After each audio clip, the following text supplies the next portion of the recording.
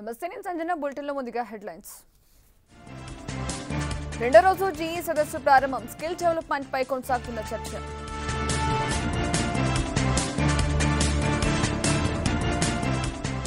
హైదరాబాద్లో మెట్రో రైలు పరుగులు. సంతోషం వ్యక్తం చేస్తున్న నగరవాసులు.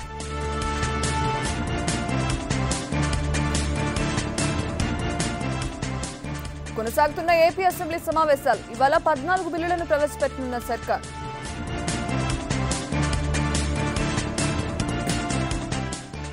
ఢిల్లీని కమ్మేసిన పొగమంచు. పలు రైళ్లు ఆలస్యం.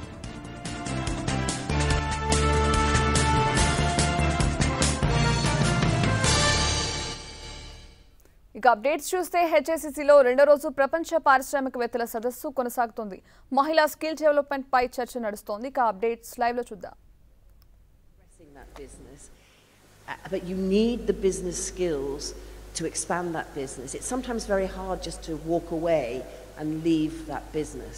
But by using technology, we can provide training to women where they are so that they can carry on their businesses and still get the skills that they need to develop. So a program we have in Nigeria, for example, it's called the Road to Growth.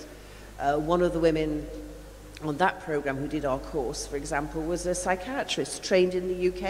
She came back to Lagos to start a mental health clinic.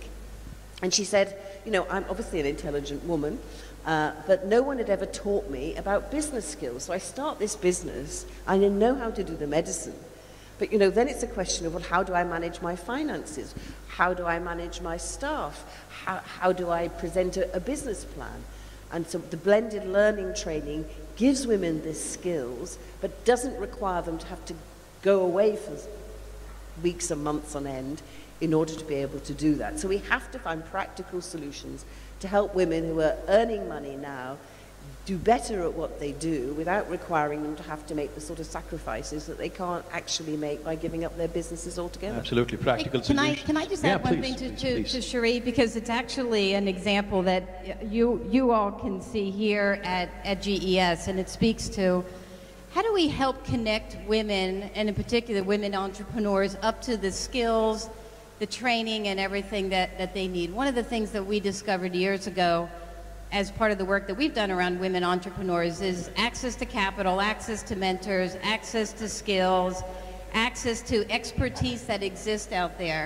And through technology, we built this platform, and you can see it in the Dell booth, called Alice. So think Angie's List for women entrepreneurs. It's built on a technology platform. It uses big data, artificial intelligence to hook women up with other women and the needs that they have around, I need capital access. I need to understand, you know, legal capabilities. I want marketing skills that will help me figure out how to market my company. And through this platform, we have thousands of women that are interacting with other women that they can connect real time with. And through technology and big data, this platform continues to be smarter and smarter and smarter. And our goal is to enable millions of women that can get the access to the skills, the training, and everything that Cherie and her foundation are helping to enable. So I think technology can really, really help there. Technology, practical solutions, sacrifices, and the wonderful work that your foundation is doing. My compliments. Let me turn back to Ivanka. Ivanka, a McKinsey Global Institute study shows that if we are able to close this workforce gap by 12%, we would actually be increasing the world's GDP by 25% by 2025. And it also, another interesting fact that this throws up, women in top leadership positions and boards actually enjoy greater financial returns. So was that a conscious choice to run your entire enterprise, Ivanka Trump, with all women leadership and completely run by women? Was that for the bottom line? Was that to make sure that you have more women in the right positions, or how do you go about doing this? Well, I think today, empirically, we know that having equal representation, gender representation, having diversity is a positive. It's financially beneficial to business. And that's what's pushing corporations, not just a social responsibility, but a fiscal responsibility to their shareholders. And that's what's pushing businesses to diversify at a faster rate than if they were doing it for some other motivation. So that's exciting. And we're seeing all the studies, we're seeing all the data to support that very fact. So I think the key, and we've covered so much ground here. We've talked about the importance of public policy supporting working families, women and men who work inside or outside of the home. We've talked about the role of technology and how that can connect people to mentoring opportunities, like the great work being done at Dell.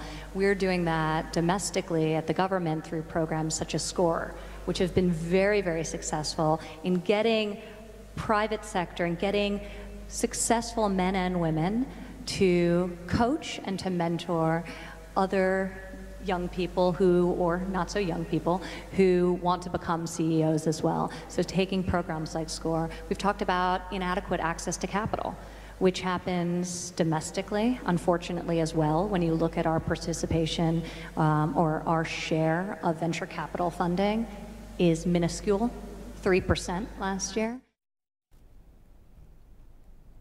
Inside the home, raising their families, or whether they're working in a professional capacity.